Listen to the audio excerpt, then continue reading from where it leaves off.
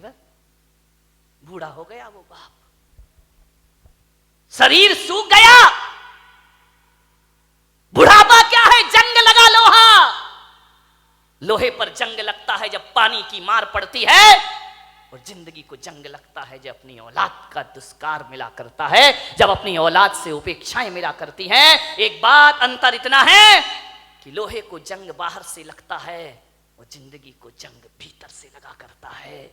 बाहर की जंग को मिटाने के लिए कोई रेख मार्ग मिल जाता है बाजार में, मगर भीतर की जंग मिटाने का कोई भी उपाय हमारे पास नहीं हुआ करता है। उस बूढ़े ने बच्चों को पढ़ाया लिखाया, उसकी पत्नी की मौत हो गई, अकेला बुढ़ापा, 2 बेटे, एक डॉक्टर एक इंजीनियर, पढ़ा लिखा के बड़ा किया।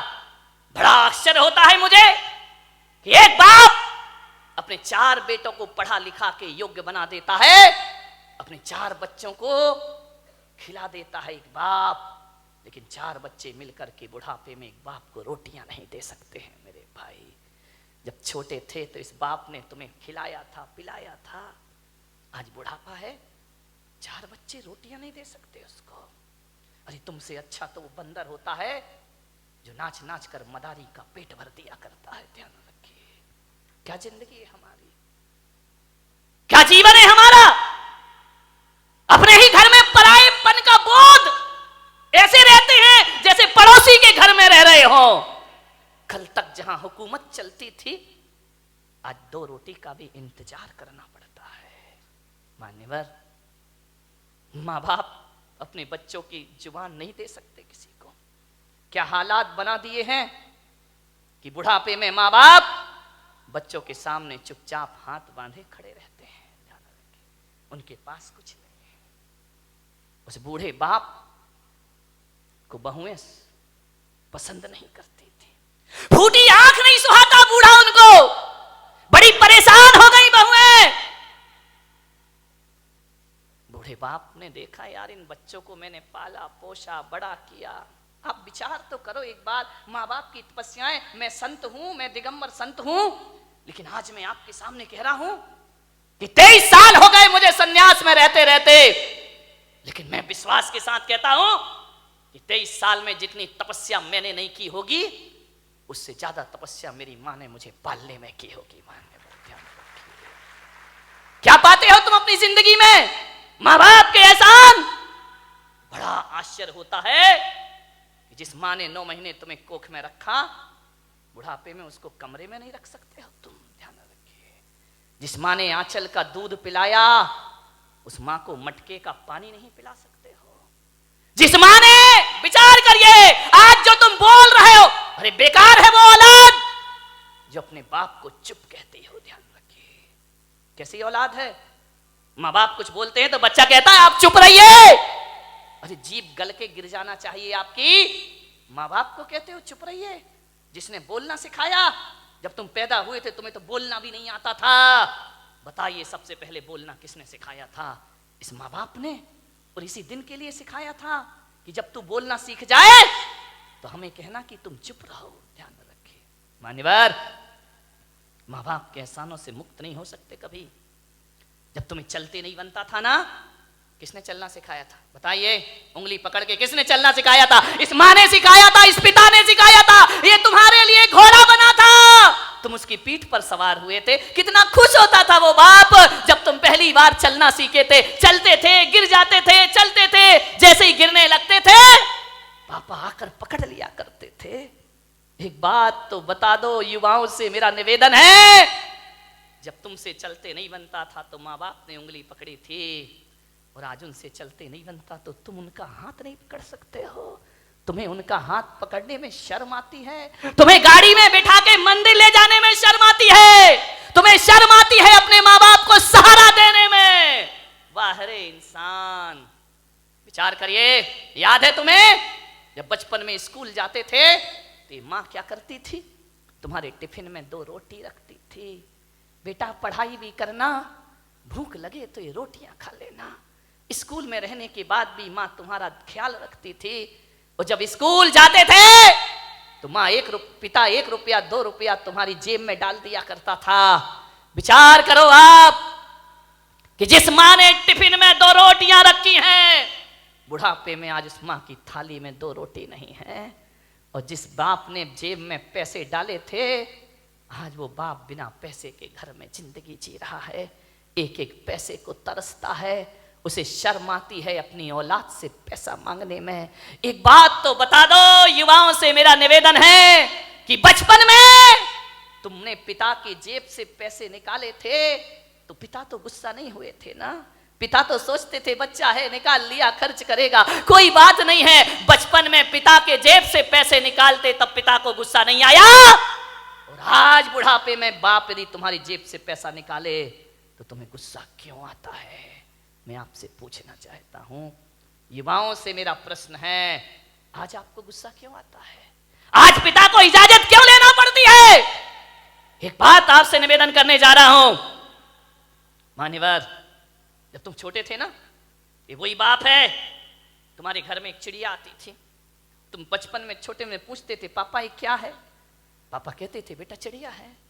फिर थोड़ी देर बाद चिड़िया आती थी, पापा ये क्या है? बेटा ये चिड़िया है। फिर चिड़िया आई, पापा ये क्या है? तुमने 10 बार पूछा, बाप ने 10 बार बताया बेटा ये चिड़िया है। पापा को गुस्सा नहीं आया ना? और जब बुढ़ापे में एक बाप किसी बात को 2 बार पूछ लेता है तो आप कहते हो तुम्हें एक बार का समझ में नहीं आता है, बार बार पूछते रहते हो। कितनी बार समझाऊं तुमको? बताओ, तुमने 10 बार पूछा तो पापा ने गुस्सा नहीं किया, आज पापा ने 2 बार पूछ लिया तो तुमको गुस्सा आ गया। तुम कहते हो कि माँ बाप जिद करते हैं, बुढ़ापे में परेशान करते हैं। तुमने भी बहुत जिद की थी जब तुम अपने माँ बाप के साथ बाजार गए थे, खिलौने के लिए मचल गए थे, पापा यही खिलौना लूंगा, पापा के पास पैसे नहीं थे, पापा मुझे यही वाला चाहिए। सोचिए, आप विचार करिए, बाप के पास कुछ नहीं था, तुमने डिमांड की, तुमने जिद की, तुम भी तो सड़क पर मचल गए थे, बाजार में रोने लगे थे, तब पापा को गुस्सा नहीं आया। और आज माँ बाप थोड़ी सी जिद कर ले तुमको गुस्सा आ जाता है। किस काम की जिंदगी है ये तुम्हारी? मान्यवर, विचार करिए, तुमने कितना परेशान किया है माँ बाप को। उस परेशानी का यदि 1% भी चुका सको तो माँ बाप खुशी से अपनी जिंदगी जी लेंगे। मेरे भाई, मैं आपसे निवेदन करता हूं, माँ बाप का सम्मान ना कर सको कोई बात नहीं है, ज्यादा उनका मान प्रतिष्ठा ना दे सको कोई बात नहीं, लेकिन मेरा आपसे आज एक निवेदन है, इज्जत ना दे सको कोई बात नहीं, मगर ऐसा तो करो कि माँ बाप इज्जत से उस घर में रह सके, ध्यान रखे। इतना तो कर सकते हो ना कि सम्मान की जिंदगी जी सके। वो क्या करते हैं हम माँ बाप के लिए? स्वामी विवेकानंद बहुत बड़े संत हुए, अमेरिका गए, उन्होंने अपना भाषण दिया, प्रवचन दिया, मां पर बहुत अच्छा बोलते थे। वो कहते थे मां से अच्छा कुछ नहीं होता, मां से बड़ा कोई धर्म नहीं होता है, पिता से बड़ा कोई धर्म नहीं होता, कोई कर्तव्य नहीं होता हमारा। विवेकानंद से किसी जिज्ञासु ने पूछ लिया, आप मां की इतनी महिमा गाते हैं, मां में ऐसा क्या है? धरती पर आए हैं तो मां तो मिलेगी मिलेगी, इसमें कौन सा एहसान? और हर मां बाप पाल पोस के बड़ा करते हैं, कोई बड़ा काम नहीं कर दिया उन्होंने। धरती पर आओगे तो मां बाप तो मिलेंगे ही मिलेंगे। विवेकानंद ने कहा, ये प्रश्न कोई भारत का आदमी पूछ रहा है कि मां में ऐसा क्या है? स्वामी विवेकानंद ने उसे बुलाया कि इधर आओ। वो एक साफा बांधते थे, उन्होंने अपनी पगड़ी खोली, बोले इसे पकड़ो। उसने कहा स्वामी जी ये क्या है? बोले पकड़ो। उसने पकड़ा। स्वामी विवेकानंद ने कहा कि जाओ मेरी सभागृह के बाहर 1 किलो का पत्थर पड़ा है, उसे उठा के लाओ। बोले स्वामी जी मुझे प्रश्न का उत्तर चाहिए। ये पत्थर में से नहीं उठेगा। बोले देख, माँ बाप के संदेह में उठा हुआ प्रश्न किसी पत्थर से कम नहीं हुआ करता है। और पत्थर का जवाब स्वामी विवेकानंद नहीं देते, पत्थर का जवाब पत्थर ही दिया करता है। जाओ और पत्थर उठा के लाओ। वो पत्थर उठा के लाया। स्वामी जी ने कहा अपने पेट में बांध, और बांध करके पूरे नगर के 3 चक्कर लगा के आ। बोले ऐसा नहीं हो सकता। बोले क्यों नहीं हो सकता है? बोले मुझे उत्तर चाहिए। बोले उत्तर मैं नहीं दूंगा, उत्तर पत्थर देगा। माँ बाप के खिलाफ उठा प्रश्न पत्थर है। उत्तर भी पत्थर ही देगा। जाओ। उसने बांधा पूरे परिक्रमा, बोले थोड़ी देर बांधा फिर छोड़ दिया। बोले मेरे से नहीं होगा ये। बोले क्यों? बोले स्वामी जी आप इतने बड़े विद्वान हैं, मनीषी हैं, ज्ञानी हैं, मैं पेट में पत्थर बांध के घूमूंगा तो लोग हंसेंगे, मेरा मजाक बनेंगे, मुझे अच्छा नहीं लगेगा, मुझे शर्म आती है। तो स्वामी विवेकानंद ने कहा उत्तर मिल गया। बोले ये कोई उत्तर है क्या? बोले यही उत्तर है। जब तुझे 1 किलो का पत्थर बांध के घूमने में शर्म आती है, बोल तेरी माँ 9 महीने तुझे पेट में रखकर कैसे घूमी होगी, उसे शर्म नहीं आई होगी, और आज तुझे शर्म आई और तूने पत्थर फेंक दिया। अरे मूर्ख, यदि तेरी माँ को शर्म आती हो तुझे कोख से निकाल कर फेंक देती तो आज मेरी सभा में प्रश्न पूछने की औकात तेरी नहीं होती। इस ध्यान रखिए, ये माँ बाप का उपकार हुआ करता, ये माँ बाप की बदौलत है। एक बात याद रखना मेरे भाई, आज तुम्हारे पास जितनी भी दौलत है वो माँ बाप की बदौलत है। ध्यान रखिए, माँ बाप नहीं होंगे तो कहां से डॉक्टर बन जाओगे, कहां से इंजीनियर बन जाओगे? अरे माँ बाप का एहसान मानो, एहसान मानो इस माँ का। गर्भपात की दुनिया में भी तुम्हें जन्म देने की ताकत रखी है उसने। यदि जन्म से पहले मार देती तो आज यहां बैठ के प्रवचन नहीं सुन रहे होते तुम लोग। आज जो इज्जत तुमने कमाई है ना, ये मत सोचना कि पढ़ लिख के इज्जत कमाई है, ये मत सोचना कि दौलत कमा के इज्जत कमाई है।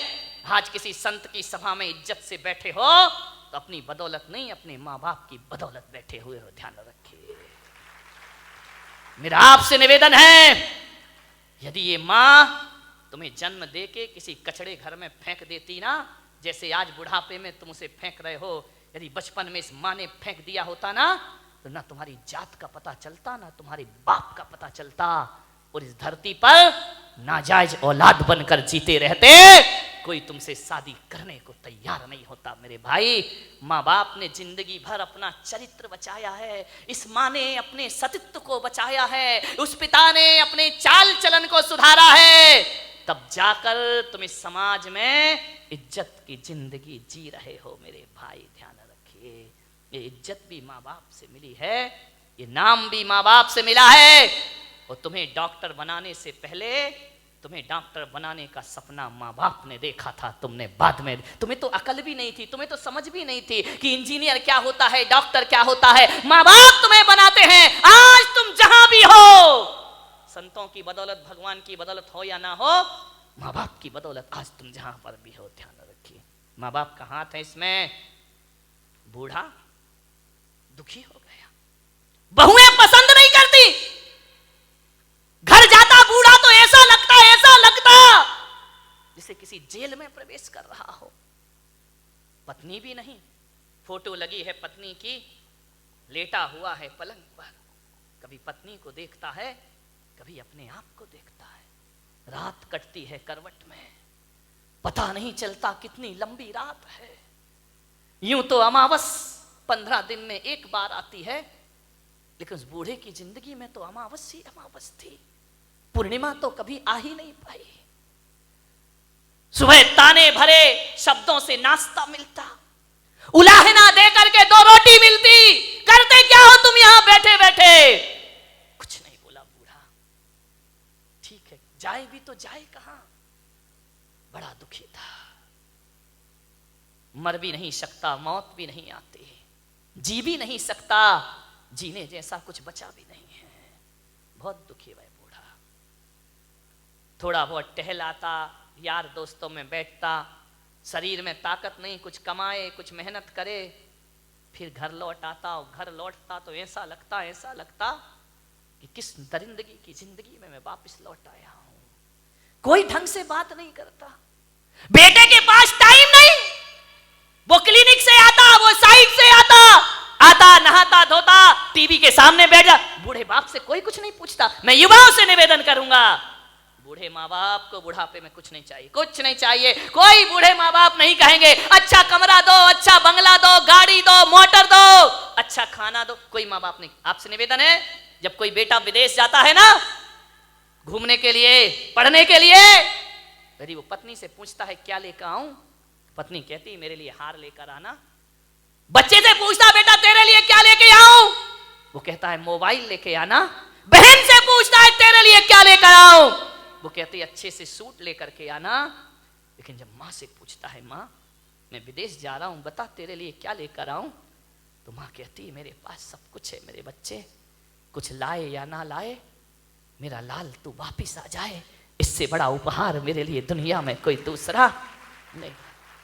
एक माँ है जो केवल तुम्हें चाहती है, तुम्हें बस, बाकी सारे रिश्ते तो तुमसे कुछ चाहते हैं। ध्यान रखिए, तुम्हें चाहने वाला कौन है? मान्यवर, क्या चाहिए एक बूढ़े माँ बाप को?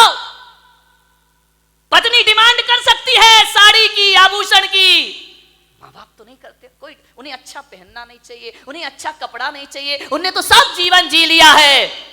ध्यान रखना, लड़कों से मेरा निवेदन है, बूढ़े माँ बाप को केवल प्रेम के 2 शब्द चाहिए। रूखी रोटी दे देना, ऑफिस से दुकान से जब भी लौटो 2 मिनट अपने माँ बाप के पास जरूर बैठना, उनका हाल चाल पूछ लेना, समस्या का समाधान कर पाओ या ना कर पाओ 2 शब्द प्यार के बोलना कि पापा जी कोई तकलीफ तो नहीं है ना, कोई कष्ट तो नहीं है ना, आपकी तबीयत ठीक है ना, बस इतना बोल दो। ध्यान रखिए, कुछ नहीं चाहिए माँ बाप को। एक माँ को इतना ही तो सुनना है कि माँ से इतना बोल दे बेटा कि मम्मी तू ठीक है ना। मैं आज आपसे पूछता हूं, एक सच्चा बेटा होगा तो आज जाके घर में माँ बाप से पूछेगा कि माँ बाप, माता पिता जब तुमने मुझे जन्म दिया था क्या सोच के जन्म दिया था? एक बात पूछना प्रश्न अपनी माँ बाप से, क्या सोच के तुमने जन्म दिया था मुझे? आप बताओ पिताजी, जैसा आपने सोचा था मैं उसके अनुसार हूं या नहीं हूं?